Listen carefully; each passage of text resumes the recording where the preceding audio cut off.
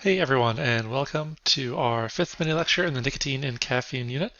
Today we are moving on to our discussion of caffeine with the behavioral and physiological effects.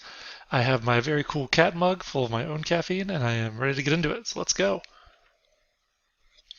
So caffeine is one of the most widely used drugs in the world, with a mean daily consumption of about 165 milligrams per day across all age groups in the United States. Normally, this is orally consumed. Most people drink caffeinated beverages to get their caffeine. Absorption from the GI tract occurs within about 30 to 60 minutes completely from the first drink.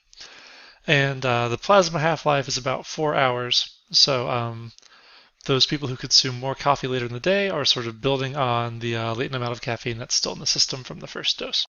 People vary in how much caffeine they like to take. I'm a pretty regular coffee drinker, but I'm usually a 1 cup a day kind of person, and that does it for me. But everybody's individual metabolism and tolerances are a little bit different, so everyone's different.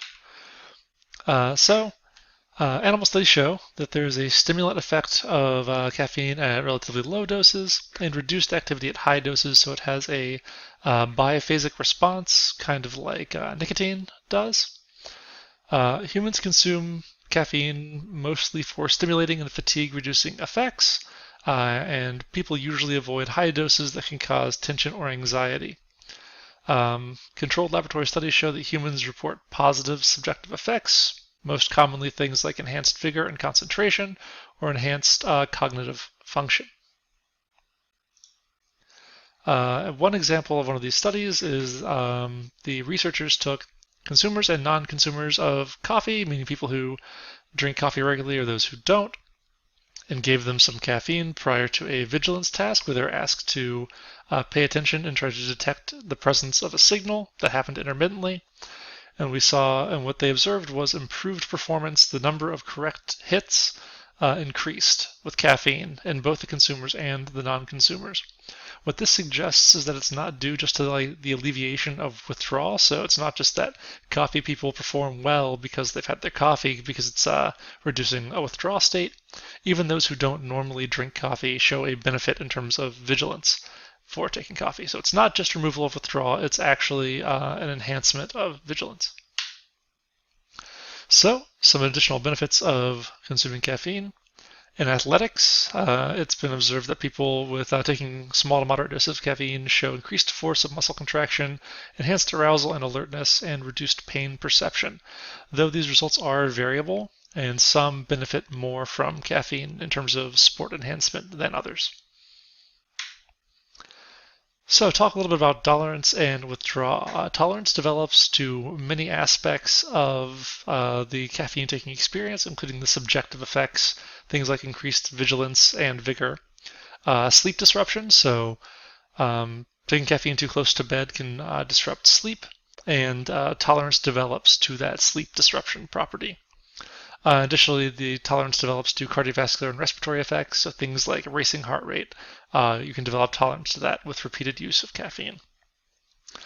Withdrawal effects, as you might expect, are pretty opposite to the acute effects, so things like headache, fatigue, impaired concentration, anxiety, mild depression, those are all sort of opposite of the up state that's produced by caffeine. These tolerance and withdrawal can develop even with relatively low doses. So even with a lower than average dose of what the average US citizen consumes, something like 100 milligrams per day, tolerance and withdrawal develop. However, it's relatively mild. These symptoms may be somewhat unpleasant, but after a few days, they dissipate and you reach equilibrium once again. Despite the fact that caffeine does produce physical dependence, it's not considered addictive. It's still undergoing debate, but most everyone agrees that caffeine is not really something you can become addicted to, though there is some discussion of caffeine dependence disorders. So here we are talking about a study that your book shows. This is the same thing I mentioned before, where participants were maintained on a daily dose of 100 milligrams of caffeine per day. And then they were asked to rate their sort of subjective scale of a number of different dimensions. So here during this first portion, they're administered 100 milligrams of caffeine per day. During the shaded portion in the middle, they are switched without their knowledge to a placebo, a pill that contains no caffeine. And then here, in this light portion, they are put back on caffeine, once again without their knowledge. So you can see here, these participants report a low amount of headaches while they're on caffeine. Then when they're switched to placebo, the amount of headaches they experience spikes. And then as the withdrawal symptoms dissipate over a number of days, they return down to a normal level. Here we have reportings of feeling tired, lethargic, or sluggish. On caffeine, pretty moderate. When they switch to placebo, this rate spikes and drops down over time as the withdrawal symptoms dissipate. And then on caffeine, it remains stable and low. Here, a measure of energy and activity. On caffeine, we have a pretty high subjective rating, which drops when they're put on placebo, which sort of levels out over time, and then an increase here when it's back onto caffeine. And here, ability to concentrate, again, high under caffeine, drops down under placebo as they are experiencing withdrawal state of having trouble concentrating and paying attention, which levels out over time as the withdrawal symptoms dissipate. So, how much caffeine is okay? Daily consumption of about 400 milligrams poses little to no risk to healthy, non-pregnant people. Those who are pregnant are encouraged to moderate their intake as pregnant women are slower to metabolize caffeine and it could prove harmful. High doses, so 1,000 milligrams or more, can produce caffeine intoxication. This is not an amount that you would normally drink. This is quite a large amount of caffeine. This would be several energy drinks or probably 5 to 10 cups of coffee, depending how strong you're making it. This would be a pretty high amount to have in your system all at one time. This can cause restlessness, nervousness, insomnia, tachycardia, twitching, and an upset GI tract.